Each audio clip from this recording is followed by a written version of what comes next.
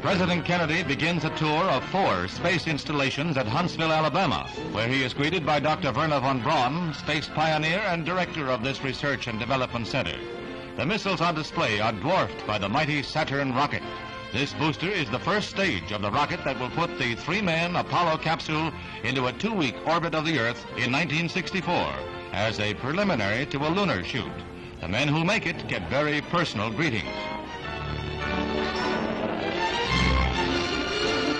From Alabama to Cape Canaveral, next stop on the tour. At this U.S. space capital, the President has a long chat with Walter M. Schirra, Center, our next man in space, who is scheduled for a 6-orbit flight. The Commander-in-Chief learns from an expert. Next stop, Houston, where he is cheered by thousands of Texans on his way to a stadium for his key speech of the trip. At Rice University, there's a crowd of 40,000 present, and Mr. Kennedy calls for backing for the U.S. space effort. He says that we cannot afford to lag if we want to be in the forefront of nations.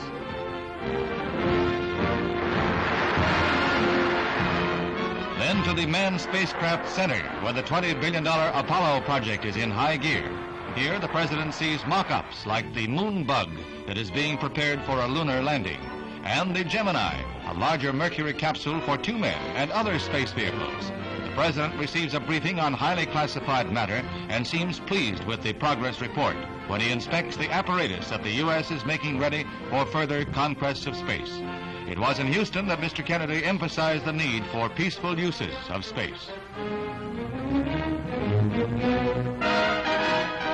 Fourth and final stop is at St. Louis for an inspection of the McDonnell plant, where the Phantom II fighter bomber is built, as well as Mercury and Gemini capsules. The F-4H is a 1,600-mile-an-hour streak of lightning. The Gemini, which was developed here, will allow 2 men to orbit the Earth for 2 weeks and will be used for experiments in outer space rendezvous and docking missions.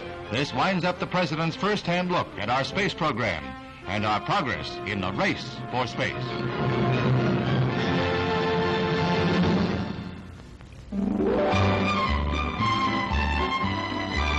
Leather is falling into step in the fall fashion parade. Finished in an explosion of rainbow colors, leather has been styled into smocks and sheath-top skirts like this eye-stopping pair. Just the thing for a day's outing at Sterling Forest Gardens in New York.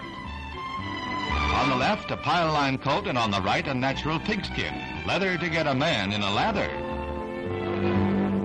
Designers have let their imaginations run riot. They've even captured a leopard to line this hooded suede. Another offbeat treatment of suede, a shift with a cardigan jacket, and the suede hat offers Milady a chance to add another feather to her cap.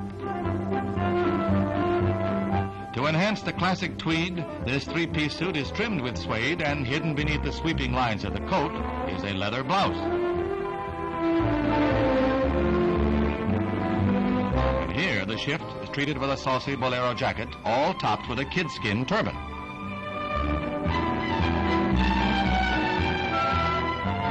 The Chesterfield in suede with a matching tote bag. These are the fashions aimed at women who want something different. And name me one woman who doesn't.